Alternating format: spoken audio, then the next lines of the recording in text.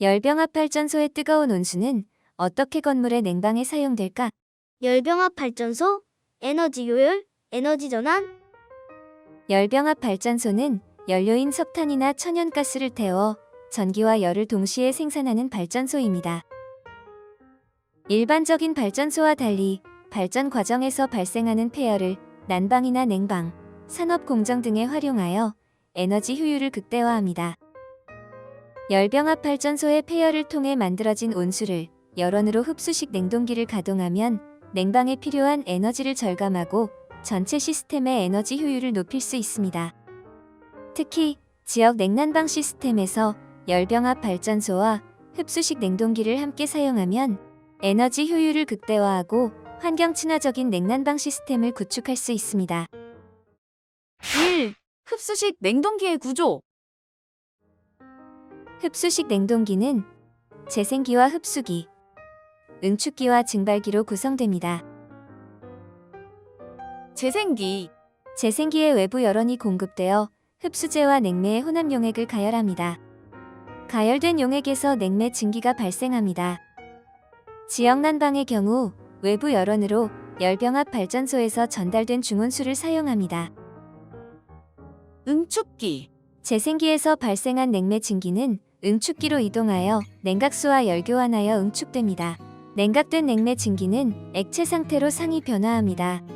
증발기. 응축된 액체 냉매는 증발기로 이동하여 저압 상태에서 증발합니다. 이때 액체 냉매는 건물 실내를 순환하는 냉각수로부터 열을 흡수하여 증발하는데, 이 과정에서 실내를 순환하는 냉각수의 온도가 감소하고 차가워진 냉매는 실내 냉방에 사용됩니다.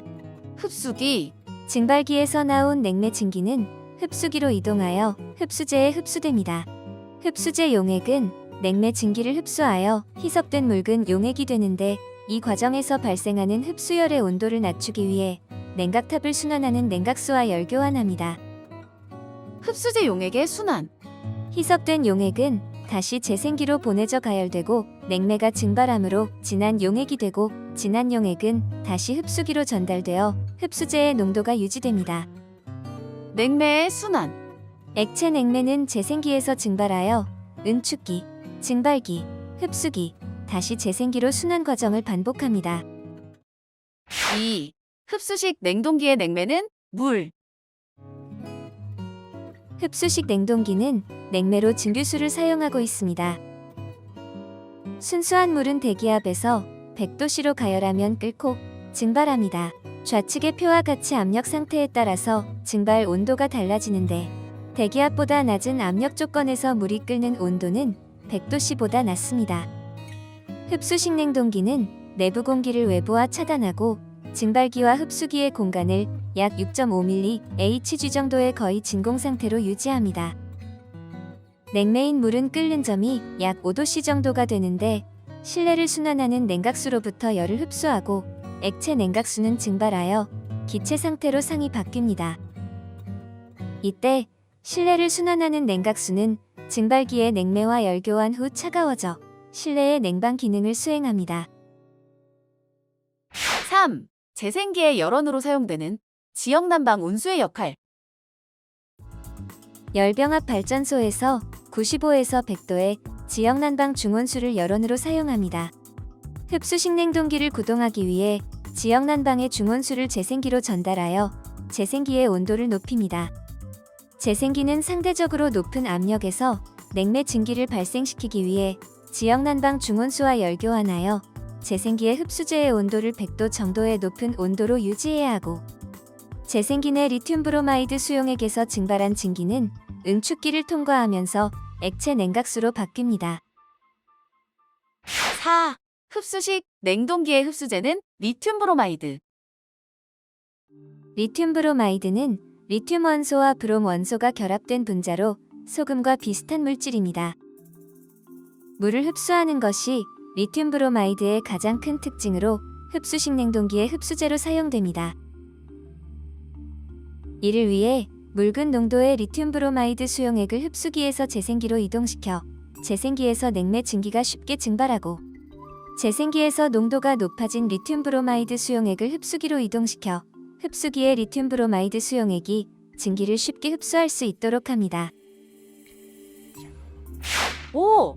재생기에서 생성된 증기에 응축기와 증발기 이동.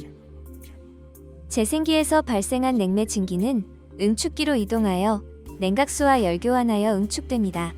이때 재생기에서 응축기 사이 공간의 압력은 약 55mHg로 11분의 1 기압이 됩니다.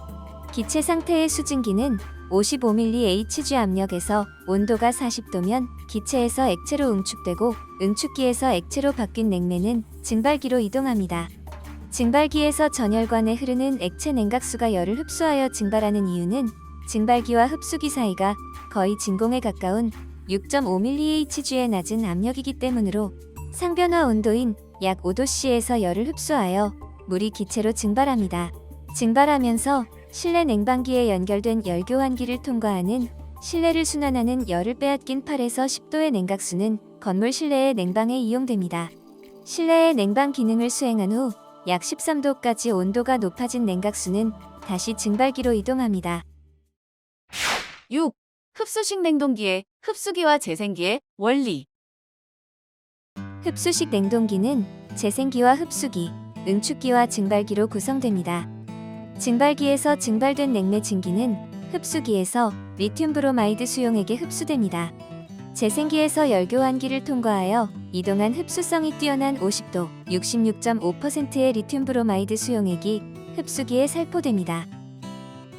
이때 진한 농도의 리튬 브로마이드 수용액이 5도의 차가운 냉매 증기를 흡수하면서 35도, 55.7%의 묽은 리튬 브로마이드 수용액이 됩니다.